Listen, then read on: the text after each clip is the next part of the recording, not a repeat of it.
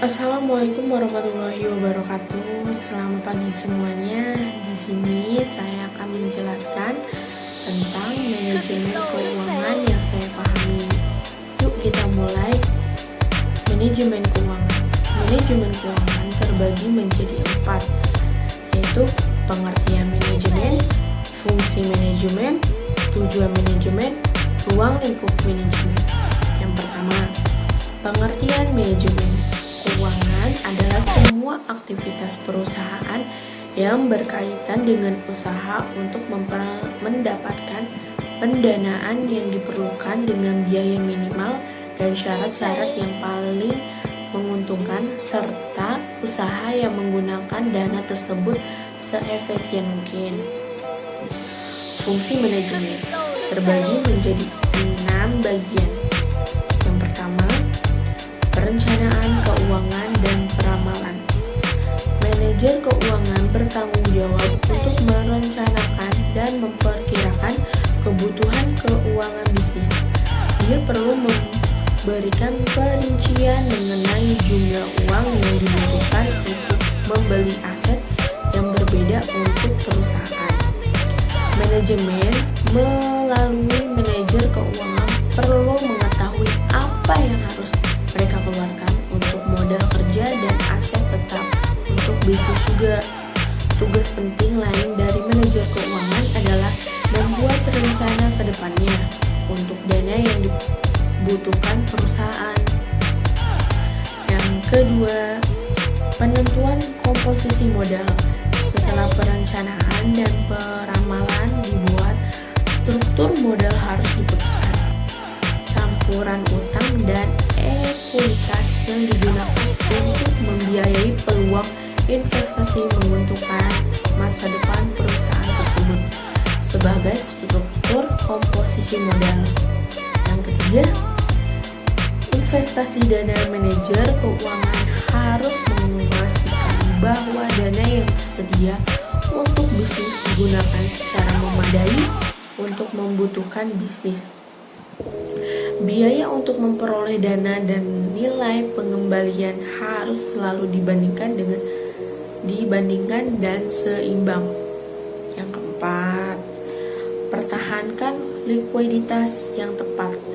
Kas adalah sumber terbaik untuk menjaga likuiditas. Bisnis mengharuskannya untuk membeli bahan baku, membayar gaji, dan mengenai kebutuhan keuangan lainnya dari perusahaan. Namun, manajer keuangan harus menentukan apakah permintaan untuk aset liquid.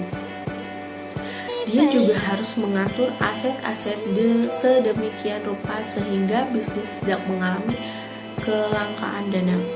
Yang kelima, pengelolaan surplus.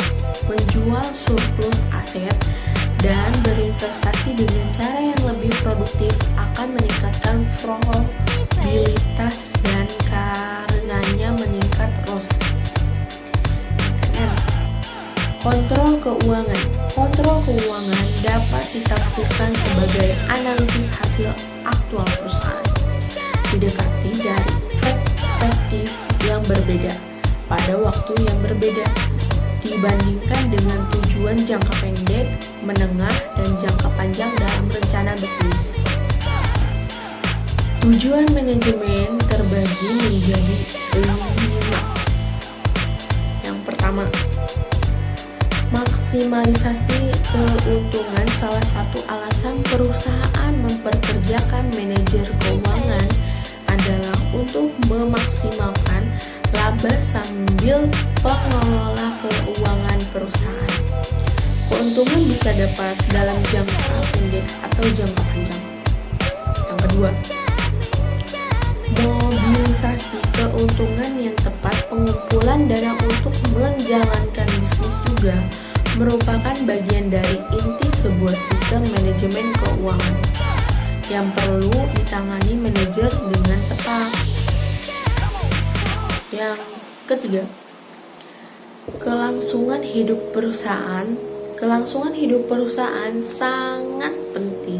Itulah salah satu alasan manajemen mempertimbangkan untuk memperkerjakan manajer keuangan yang tepat sejak awal. Manajer harus membuat keputusan keuangan yang memadai untuk memastikan perusahaan berhasil.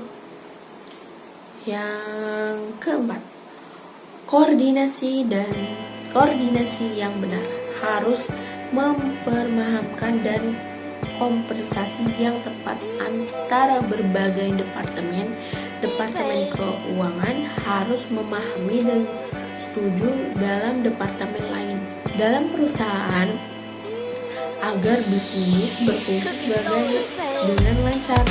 Yang kelima, menurunkan biaya modal.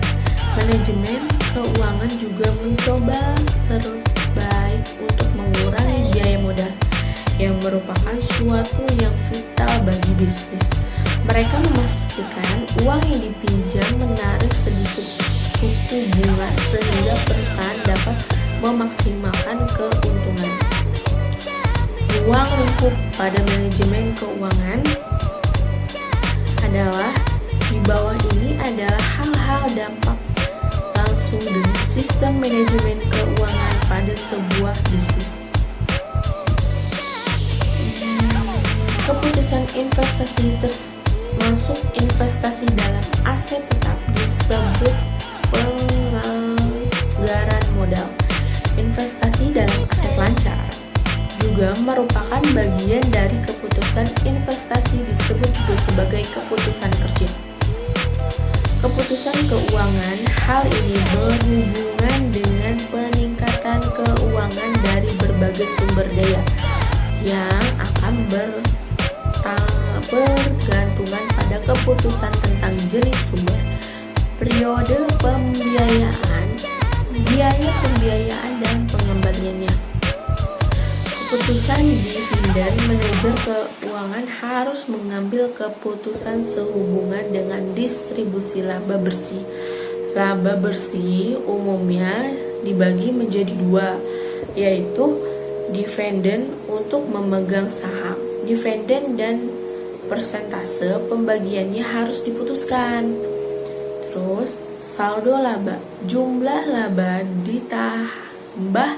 ditahan harus disesuaikan karena ini akan tergantung pada rencana ekspansi dan diversifikasi perusahaan. Itu saja yang dapat saya jelaskan mengenai manajemen keuangan. Kurang lebihnya mohon maaf. Terima kasih.